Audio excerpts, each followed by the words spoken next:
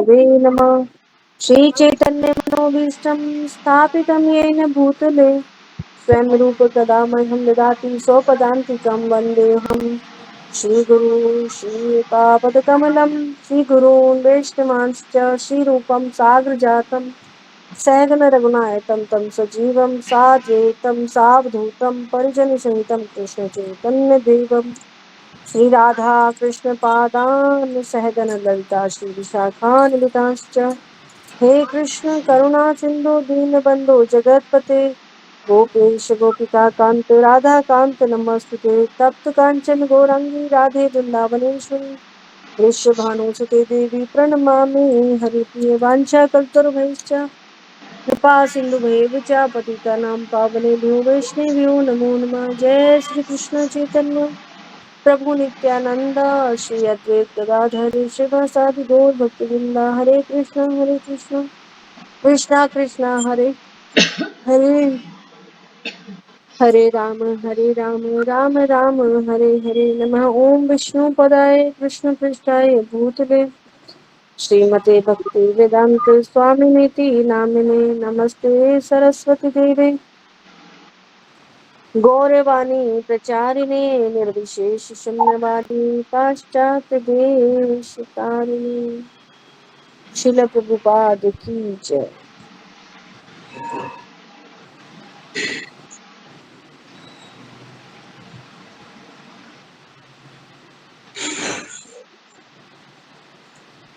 हरे कृष्णा। हरे कृष्णा माता जी, दंडवत प्रणाम सभी तो बहुत भक्तों में। सुंदर श्लोक है ये। हरे कृष्णा। हाँ जी, हरे कृष्ण माता जी। कीजिए, आप शुरू कीजिए। छठा शुरू कर श्लोक आज सकते हैं का। ना? हाँ जी, छठा श्लोक है, शुरू कीजिए। ठीक है, 9वें अध्याय का छठा श्लोक है जिसमें भगवान क्या कह रहे हैं, समस्त प्राणी मुझ में स्थित हैं। यथाकाश स्थितो नित्यं वायु सर्वत्र गो महान् तथा सर्वाणि भूतानि मतस्थानि उपधारया। यथाकाश स्थितो नित्यं वायु सर्वत्र गो महान् तथा सर्वाणि भूतानि मतस्थानि स्थानीत्युपधारया उपधारया। तो इसमें कोई एक जना उच्चारण कर सकता है या दो जने कर सकते हैं, क्योंकि थोड़ा टाइम को बचाते हुए, क्योंकि ज्यादा हरे समय कृष्णा नहीं माता होता है जी, इसमें। और मैं श्रीमद् भगवत गीता यथारूप अध्याय 9 श्लोक संख्या 6 परम गुह्य ज्ञान अध्याय का नाम। यथा यथा आकाश स्थितो नित्यं वायु सर्वत्र गो महान् तथा सर्वाणि भूतानि मत्स्थानि तयुपधराये उपधराये। हरे कृष्णा माता जी, दंडवत प्रणाम सभी भक्तों के चरणों में कोटि कोटि प्रणाम।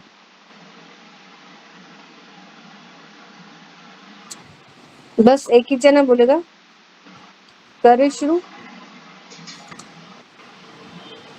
हाँ, और कोई पढ़ेगा श्लोक? पूनम माता जी, आप कीजिए। हरे कृष्णा माता जी, दंडवत प्रणाम हाँ जी, सभी के प्रणाम माता चरणों जी। में प्रणाम। अध्याय संख्या 9 परम गुह्य ज्ञान श्लोक संख्या 6।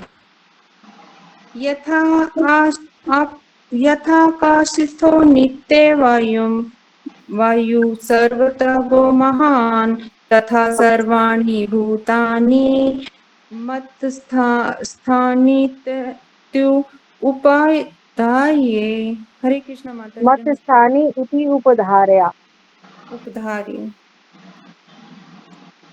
ठीक है, तो ये शब्दार्थ इस प्रकार से है। यथा जिस प्रकार आकाश स्थित, आकाश में स्थित नित्यम सदैव वायु हवा सर्वत्र सभी जगह बहने वाली महान महान तथा उसी प्रकार सर्वाणी भूतानी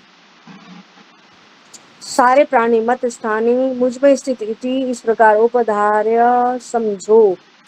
जिस प्रकार सर्वत्र प्रभावान प्रबल वायु सदैव आकाश में स्थित रहती है, उसी प्रकार समस्त उत्पन्न प्राणियों को मुझ में स्थित जानो। तो इसका एक बार तात्पर्य कोई पढ़ सकता है?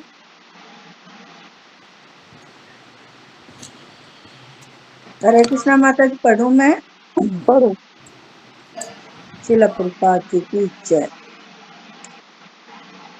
सामान्य जन के लिए यह समझ पाना कठिन है कि इतनी विशाल सृष्टि भगवान पर किस प्रकार आश्रित है, किंतु भगवान उदाहरण प्रस्तुत करते हैं जिससे हमें समझने में सहायता मिले।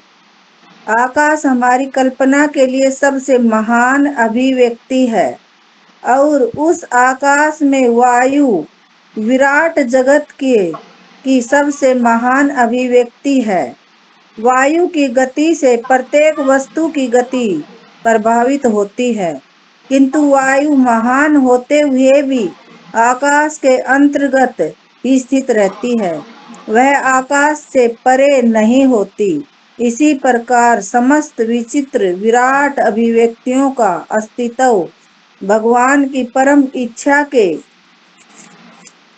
फलस्वरूप है और वे सब इस परम इच्छा के अधीन हैं। जैसा कि हम लोग प्राय कहते हैं, उनकी इच्छा के बिना एक पत्ता भी नहीं हिलता।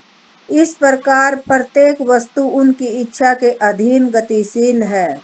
उनकी ही इच्छा से सारी वस्तुएं उत्पन्न होती हैं और उनका पालन होता है और उनका संहार होता है। इतने पर भी वे प्रत्येक वस्तु से उसी तरह अलग रहते हैं जिस प्रकार वायु के कार्यों से आकाश रहता है।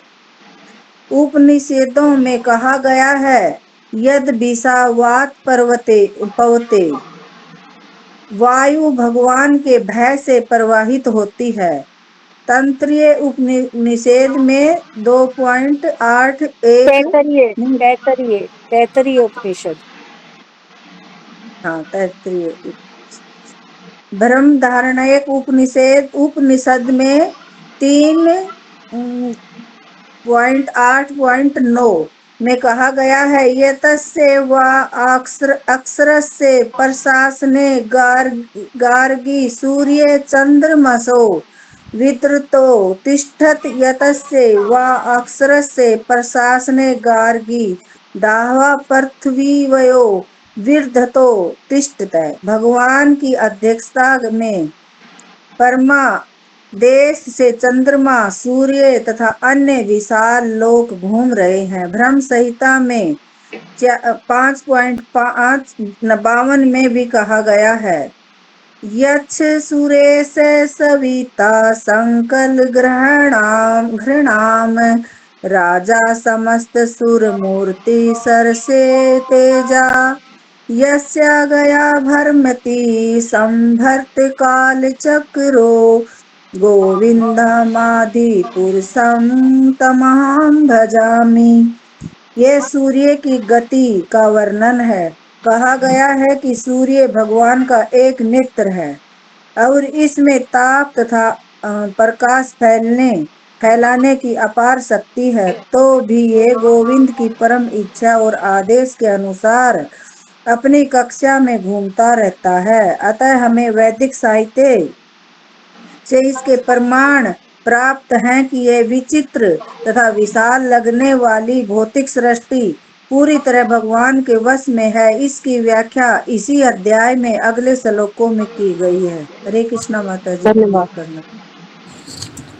यहाँ पर प्रपात का तात्पर्य क्या समझा रहा है कि यहाँ पे प्रपात यही बात कह रहे हैं कि जो लोग भगवान के बारे में इतना जानकारी नहीं रखते हैं, उनके लिए इस बात को समझना अत्यंत कठिन है कि ये इतनी जो विशाल सृष्टि है वो भगवान पर कैसे आश्रित है।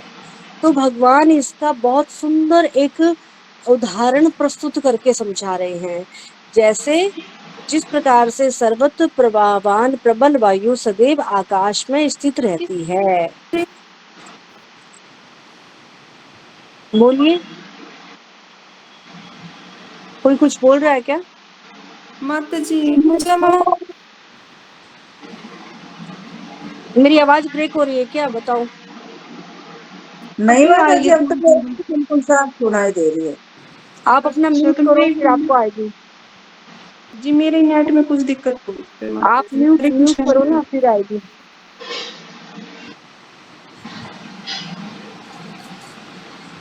पूनम माता जी, आप अपना म्यूट तो करो। म्यूट नहीं रख रहे ना, इसलिए नहीं आ रही आपको। माता जी शायद उनके पास आवाज नहीं जा रही, तभी नहीं सुन रहा हाँ उनको। तो दिशा रूपा माता जी, आप होस्ट हैं तो आप उनको म्यूट कर दीजिए ना। मत म्यूट है। नहीं है आपका म्यूट, आपके नेट में प्रॉब्लम है।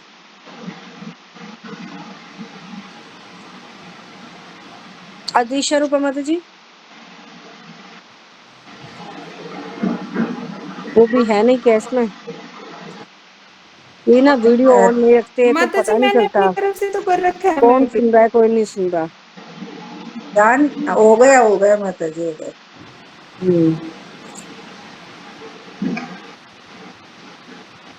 तो हमें यहाँ पर इस बात को समझना है भगवान के इस उदाहरण से कि भगवान ने ये उदाहरण क्यों दिया। यथाकाश स्थितो नित्यम वायु सर्वत्र गो महान, कि ये जो वायु है ये सर्वत्र प्रवाहित हो रही है, आकाश में स्थित रहती है। तो इसी का ही उदाहरण क्यों दिया, और उसी प्रकार से समस्त उत्पन्न प्राणियों में मुझ में स्थित जानो। तो यहाँ पर भगवान उदाहरण प्रस्तुत करते हैं जिससे कि भगवान के इस विशाल सृष्टि में भगवान किस प्रकार से आश्रित हैं, किस प्रकार से सब कुछ उन पर आश्रित है, ये समझने में कुछ सहायता मिल सके। तो इस श्लोक को हम थोड़ा समझने का प्रयास करेंगे। जैसे कि हम जानते हैं कि भगवान श्री कृष्ण अर्जुन को बता रहे हैं, पिछले श्लोक में उन्होंने क्या कहा था कि सारे प्राणी को वे उत्पन्न करते हैं, उनका पालन करते हैं, और श्री कृष्ण के ऊपर उन प्राणियों का कोई भार भी नहीं रहता। ये उन्होंने पिछले वाले श्लोक में कही थी कि श्री कृष्ण के ऊपर उन प्राणियों का कोई भार नहीं रहता, वे सभी प्राणियों को उत्पन्न करते हैं, पालन करते हैं। अब देखिए, इस भौतिक संसार में अगर कोई माता पिता अपनी संतान को जन्म देता है तो उसका क्या करता है, वो उसको उत्पन्न करता है और उसका पालन भी करता है, और उसके पालन करने में कुछ त्रुटि होती है तो उसके ऊपर दोष भी लगता है माता पिता के ऊपर, और पूरा का पूरा भार माता पिता के कंधों पर होता है उन बच्चों का, क्योंकि वो उनका पालन कर रहे हैं। लेकिन यहाँ पे क्या कह रहे हैं कि उनके ऊपर उन प्राणियों का कोई भार नहीं रहता। तो हम देख सकते हैं, अभी आप लोगों ने वो पार किया होगा वो वाला श्लोक, दूसरे 9वें अध्याय का 5वां श्लोक। 5वें श्लोक में क्या कहा है, न च मत स्थानी भूतानि पश्चिम योगम ईश्वरम भूत भृत न भूतस्थो मम आत्मा भूत भावना। यद्यपि मेरे द्वारा उत्पन्न सारी वस्तुएं मुझ में स्थित नहीं है, जरा मेरी योग्य ऐश्वर्य को देखो। यद्यपि मैं समस्त जीवों का पालन भरता हूँ, सर्वत्र व्याप्त हूँ, लेकिन मैं इस विराट अभिव्यक्ति का अंश नहीं हूँ, क्योंकि मैं सृष्टि का कारण स्वरूप हूँ। ये कि मैं प्रत्यक्ष रूप से उत्तरदायी नहीं हूँ। भगवान इस भौतिक जगत के पालन और निर्वाह के लिए प्रत्यक्ष रूप से उत्तरदायी नहीं है।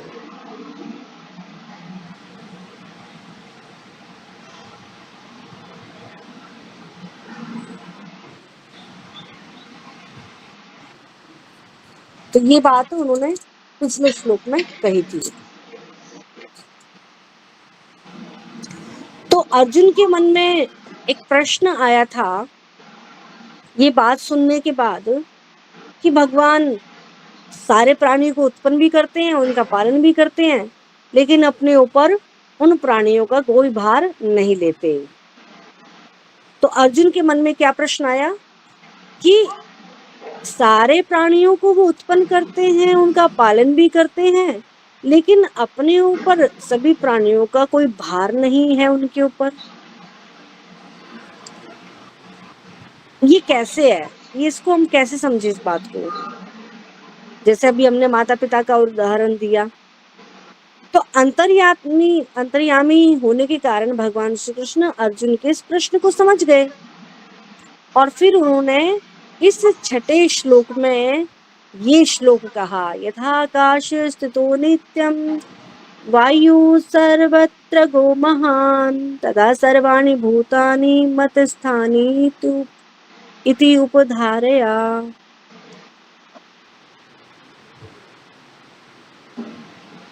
तो यहाँ पर भगवान ने अर्जुन को समझाया इस श्लोक में ये बात कहकर के, उदाहरण दे करके, आकाश और वायु का उदाहरण दे करके समझा रहे हैं वो, कि जिस प्रकार से आकाश ही वायु को उत्पन्न करता है,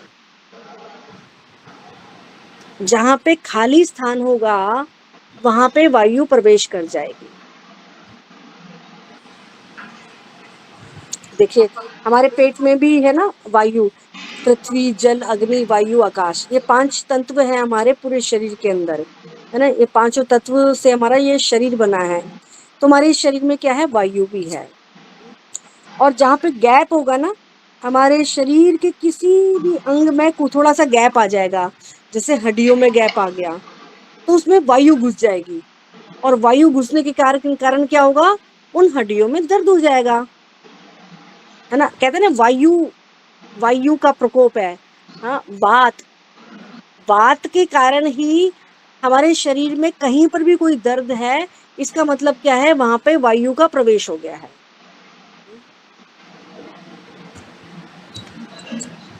तो ये भगवान यहाँ पे कह रहे हैं कि जिस प्रकार से आकाश ही वायु को उत्पन्न करता है और वायु का पालन करता है, परंतु आकाश के ऊपर वायु का कोई भार नहीं होता, उसी प्रकार से भगवान श्री कृष्ण भी सारे प्राणियों को उत्पन्न करते हैं, उनका पालन करते हैं, लेकिन अपने ऊपर सारे प्राणियों का भार अपने ऊपर नहीं लेते। तो इस श्लोक के अंदर भगवान श्री कृष्ण 2 शिक्षाएं दे रहे हैं। पहली शिक्षा तो क्या है? पहली शिक्षा है ऊपर वाली जो लाइन कही है, यथाकाश स्थितो नित्यम वायु सर्वत्र गो महान। ये पहली शिक्षा है, जिसका भावार्थ क्या है कि जिस प्रकार सर्वत्र प्रभावान वायु आकाश में ही स्थित रहती है, जिस प्रकार से सर्वत्र घूमने वाली, विचरण करने वाली वायु आकाश में ही नित्य स्थित रहती है।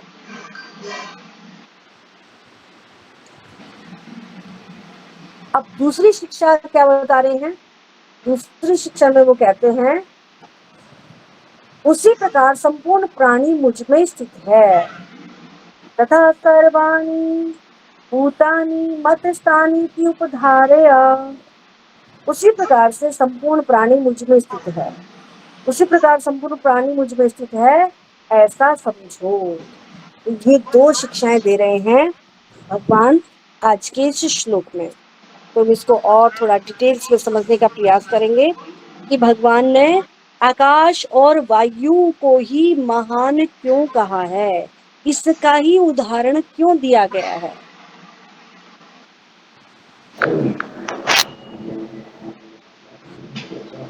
कृष्णा माता जी, आपका अनम्यूट हो गया है।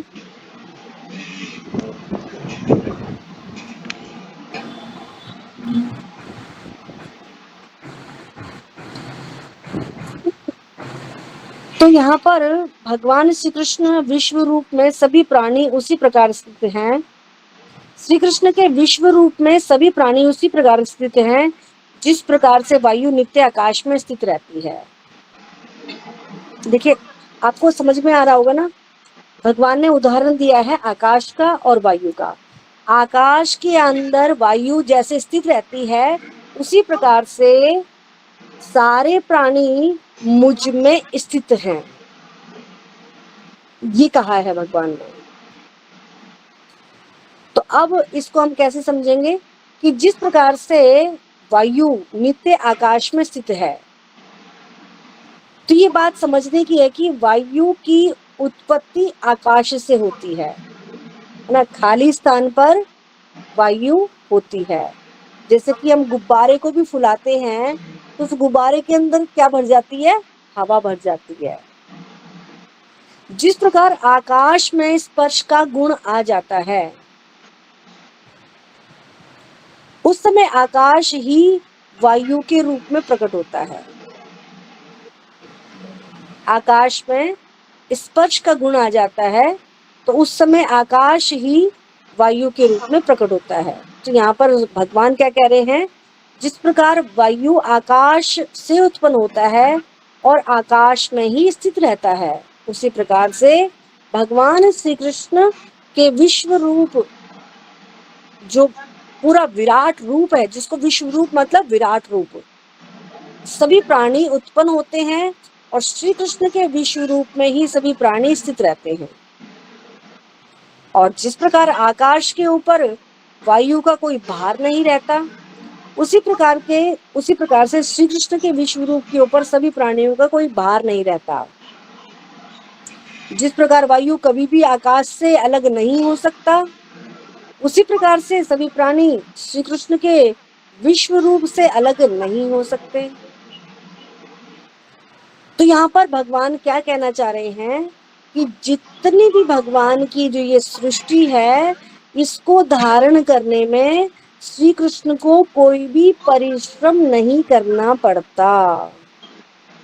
भार का मतलब भार वहन, भार, देखिए जब हम किसी बोझे को उठाते हैं तो हमें बड़ा वजन लगता है उसका, लेकिन भगवान भार वहन भी कर रहे हैं, लेकिन उनको कोई परिश्रम नहीं करना पड़ रहा है इसके पीछे।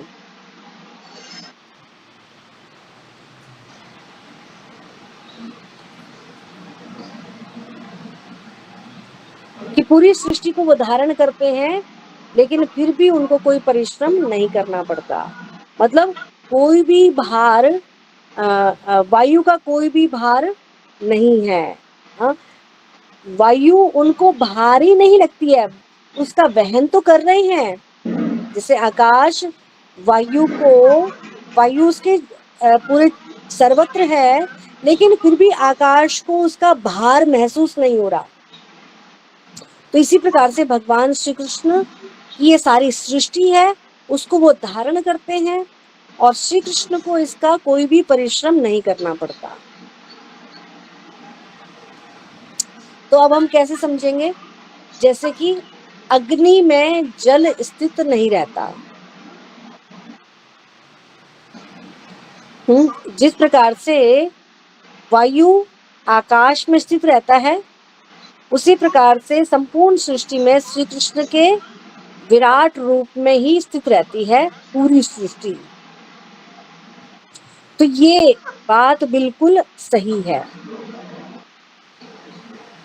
ऐसा उदाहरण और कहीं नहीं मिल सकता। अगर हम विचार करें इस बात पर कि जिस प्रकार से आकाश से वायु उत्पन्न होती है और आकाश में ही वायु स्थित रहता है, उसी प्रकार से अग्नि से जल उत्पन्न होता है। अग्नि से क्या पैदा होता है? जल आता है, जल उत्पन्न होता है। परंतु अग्नि में जल स्थित नहीं रहता। जिस समय अग्नि में रस का गुण आ जाता है, रस मतलब जल का स्वाद, है ना, उसका अग्नि जो है जल का रूप धारण कर लेता है। उसी प्रकार से आकाश में उत्पन्न हुआ वायु आकाश में ही स्थित रहता है। और अग्नि से उत्पन्न जल अग्नि में स्थित नहीं रहता। उसी प्रकार से अग्नि से जल तो उत्पन्न हुआ, लेकिन अग्नि में जल स्थित नहीं रहता। क्यों? क्योंकि अग्नि में ऐसी क्षमता नहीं है कि वो जल को धारण कर सके। आप लोगों ने देखा होगा कि जब अग्नि के ऊपर पानी डाला जाता है तो अग्नि बुझ जाती है। देखिए, अग्नि से ही जल पैदा हुआ है, लेकिन वही पानी अग्नि को बुझा सकता है। इसलिए अग्नि जल को धारण नहीं करती, मतलब अग्नि के अंदर जल स्थित नहीं हो सकता। तो इसलिए भगवान ने यहाँ पर अग्नि और जल का उदाहरण नहीं दिया। किसका उदाहरण दिया है? आकाश और वायु का।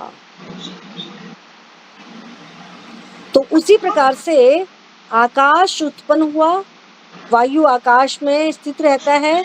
उसी प्रकार से भगवान की जो संपूर्ण सृष्टि है, विश्व रूप, विराट रूप उत्पन्न होता है, और भगवान श्री कृष्ण विश्व रूप में ही पूरा संपूर्ण सृष्टि भगवान के विश्व रूप में ही स्थित रह सकती है। अब हम एक उदाहरण और लेंगे, इसका पृथ्वी का। पृथ्वी में क्या होता है?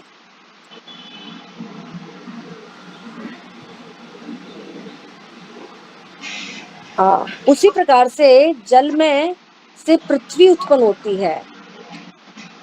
अब देखिए यहाँ पे है कि अगर हम विचार करें इस पर, तो जिस प्रकार आकाश से वायु उत्पन्न होता है और आकाश में ही वायु स्थित रहता है, उसी प्रकार से जल से ही पृथ्वी उत्पन्न होती है।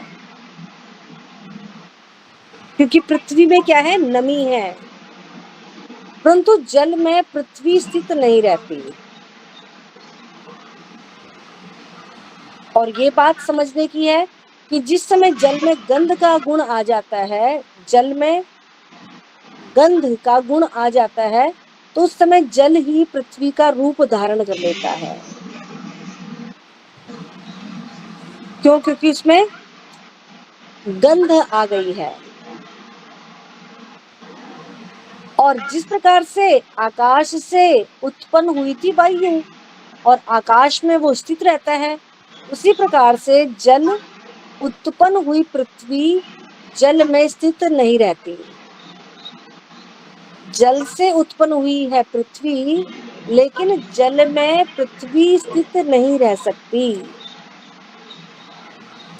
क्यों? क्योंकि जल में इतनी क्षमता नहीं है कि वो पृथ्वी को धारण कर सके, है ना। इसका उदाहरण कहाँ मिलता है? हिरण्याक्ष ने पृथ्वी को उठा करके जल के गर्भोदक सागर में डुबो दिया था, जबकि जल से ही पृथ्वी उत्पन्न हुई है, गंध मिलने के कारण।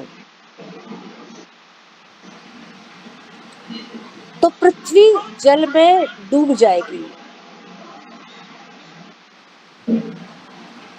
इसलिए श्री कृष्ण यहाँ पर जल तथा पृथ्वी का उदाहरण नहीं दिया उन्होंने। क्यों?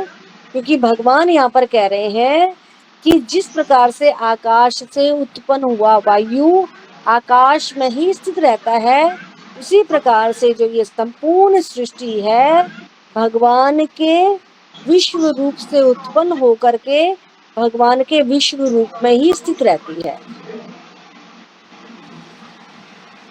अब देखिए, जो वायु का जो उदाहरण और आकाश का जो उदाहरण भगवान ने दिया है, ये महान है, सर्वत्र वो महान महान उदाहरण है। ये कैसे है, इसको हम समझने का प्रयास करेंगे कि भगवान यहाँ पर कह रहे हैं कि आकाश से उत्पन्न हुआ वायु आकाश में केवल स्थित ही नहीं है।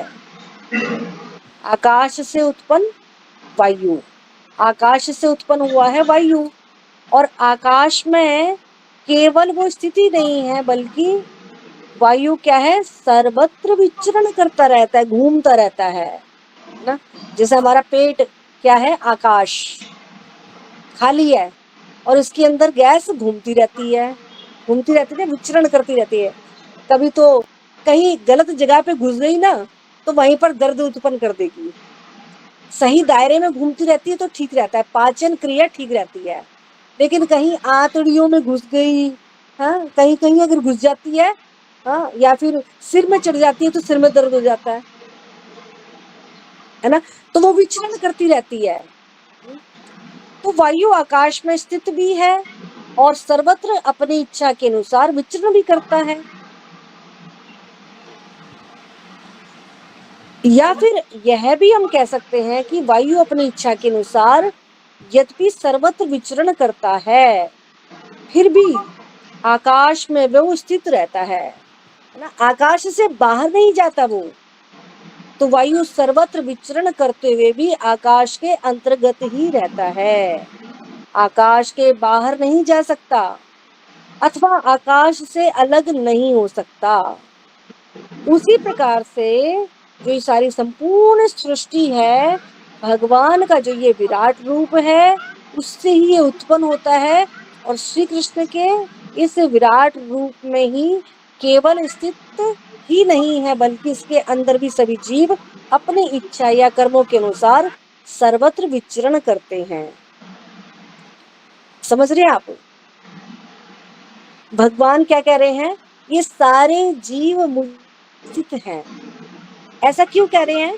क्योंकि भगवान का जो शरीर है, ये जो सृष्टि है, ये भगवान का एक शरीर है। ये दूसरे स्कंद में ज्यादा विस्तार से इसके बारे में बताया गया है कि ये जो पूरी संपूर्ण सृष्टि है, ये भगवान का शरीर है।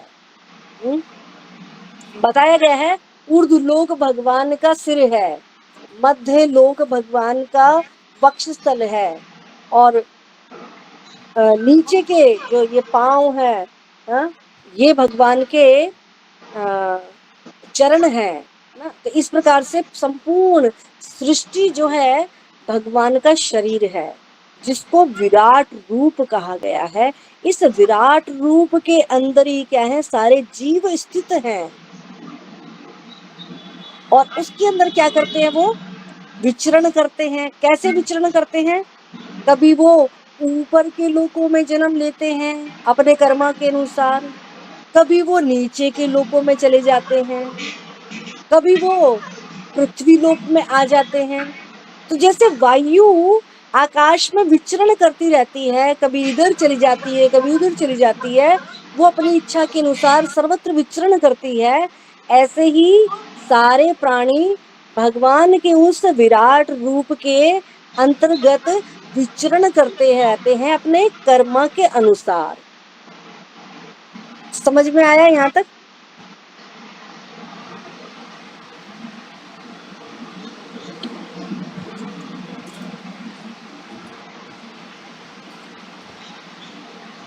तो 84 लाख योनियों में विचरण करते हैं जीव, और सभी प्राणी अपनी इच्छा और कर्मों के अनुसार सर्वत्र विचरण करते हैं। लेकिन फिर भी वे सभी प्राणी श्री कृष्ण के विश्वरूप के अंतर्गत ही रहते हैं, श्री कृष्ण के विश्वरूप के बाहर नहीं जा सकते, अथवा भगवान श्री कृष्ण से अलग नहीं हो सकते।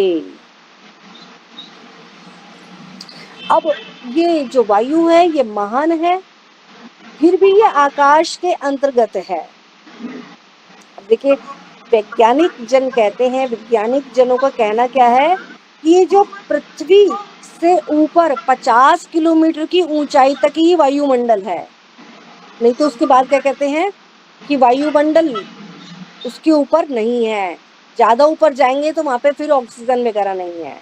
ये तो आज के वैज्ञानिकों का कहना है। लेकिन जहां तक आकाश की बात है, आकाश का तो कोई भी अंत नहीं है। जिस प्रकार से वायु महान होते हुए भी आकाश के अंतर्गत रहता है, उसी प्रकार से संपूर्ण भौतिक सृष्टि भगवान की उस विराट रूप के अंतर्गत रहती है, क्योंकि श्री कृष्ण विश्व रूप का कोई अंत नहीं है, अनंत है। भगवान का विराट रूप अनंत है, उनके सर्वत्र हाथ फैले हुए हैं। जब विराट रूप का वर्णन आता है तो अर्जुन क्या कहता है, मैं आपके अनेकानेक मुख देख रहा हूँ, आपके अनेकानेक हाथ पांव देख रहा हूँ, वो सर्वत्र फैले हुए हैं, इनका अंत मुझे दिखाई नहीं दे रहा, है ना। अर्जुन कहता है ये बात। तो इसलिए आकाश भी क्या है, अनंत है, आकाश का भी कोई अंत नहीं है। अब दूसरी शिक्षा पर हम चलते हैं। दूसरी शिक्षा भगवान ने क्या दी, उसी प्रकार से समस्त उत्पन्न प्राणियों को मुझ में स्थित जानो। हाँ, यथा सर्वाणि भूतानि मत स्थानी इति उपधारया। मतलब अब यहाँ पर समझने वाली क्या बात क्या है, उसी प्रकार से संपूर्ण प्राणी मुझ में स्थित है ऐसा समझो। कैसे, जैसे आकाश में वायु स्थित है, उसी प्रकार से संपूर्ण प्राणी मुझ में स्थित है। अब देखिए, भगवान श्री कृष्ण जो हैं, किसी भी प्राणी की गति में कोई बाधा नहीं पहुंचाते। जैसे कि आकाश में जो स्थित वायु है, वो अपनी इच्छा के अनुसार सर्वत्र विचरण करता है, और आकाश के कारण वायु के विचरण में कोई बाधा उत्पन्न नहीं होती। आकाश के कारण वायु के विचरण करने में कोई बाधा उत्पन्न नहीं होती। उसी प्रकार से भगवान का जो विश्व रूप है, उसके अंदर सारे प्राणी अपनी इच्छा और कर्मों के अनुसार कभी ऊंचे के लोक में, कभी नीचे के लोक में, हाँ, आते जाते रहते हैं। लेकिन भगवान श्री कृष्ण उन प्राणियों की गति में कोई बाधा नहीं पहुंचाते। भगवान श्री कृष्ण किसके समान है, उस आकाश के समान है। जिस प्रकार वायु आकाश में स्थित रहता है, और उसी प्रकार सभी प्राणी श्री कृष्ण के विश्व रूप में, विराट रूप में स्थित रहते हैं।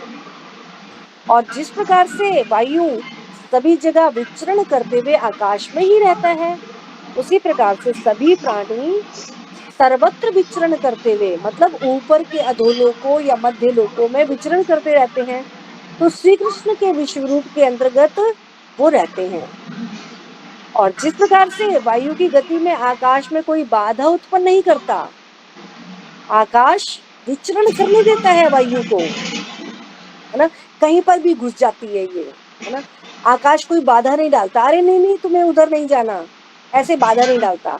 उसी प्रकार से सभी प्राणियों को अपने कर्मों और इच्छाओं के अनुसार जो जो गति प्राप्त होती है, उसमें श्री कृष्ण कोई बाधा उत्पन्न नहीं करते।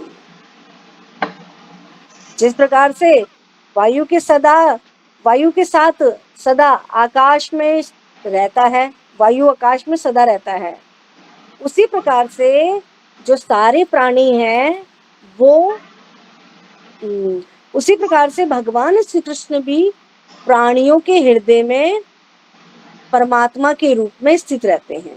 जैसे वायु सदा आकाश में रहता है, हाँ, जिस प्रकार से वायु के साथ सदा आकाश रहता है, वायु के साथ हमेशा क्या रहता है, आकाश रहता है। तो आकाश की तुलना किससे की है, भगवान से। और वायु की तुलना किससे की है, प्राणियों से। तो जैसे वायु हमेशा आकाश के साथ रहता है, उसी प्रकार से भगवान श्री कृष्ण प्रत्येक प्राणी के हृदय में परमात्मा रूप में स्थित रहते हैं। और वायु अलग अलग स्थानों में विचरण करते हुए कभी दुर्गंधित हो जाता है तो कभी सुगंधित हो जाता है, फिर भी वो आकाश में स्थित रहते हुए आकाश कभी दुर्गंध और सुगंधित नहीं होता, है ना। आकाश को इससे कोई फर्क नहीं पड़ता कि वायु कौन सी गंध लेकर के आई है, है ना। तो इसी प्रकार से प्राणी जो अपने कर्मों के अनुसार जो कर्म करते हैं उससे भगवान को कोई फर्क नहीं पड़ता। क्यों? क्योंकि फर्क तो किनको पड़ता है? उन प्राणियों को, क्योंकि उनको कभी ऊपर के लोकों में कभी नीचे के लोकों में जाना होता है। तो उसी प्रकार से विभिन्न स्थानों में जीवों की चेतना कभी शुद्ध होती है तो कभी अशुद्ध होती है। तो परमात्मा हमारे हृदय में रहते हैं तो भगवान श्री कृष्ण को इसका कोई प्रभाव नहीं पड़ता। तो श्री कृष्ण आकाश की तरह सदा परम पवित्र रहते हैं।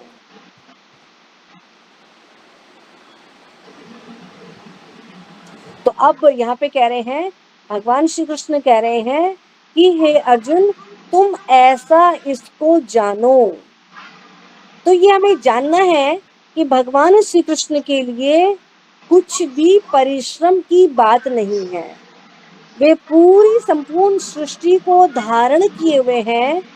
जिस प्रकार से आकाश में वायु का कोई भी भार नहीं रहता, उसी प्रकार से श्री कृष्ण के ऊपर भी संपूर्ण सृष्टि का कोई भी भार नहीं रहता। क्यों? क्योंकि सभी प्राणी अपने कर्मा के अनुसार अपना भार वहन करते हैं।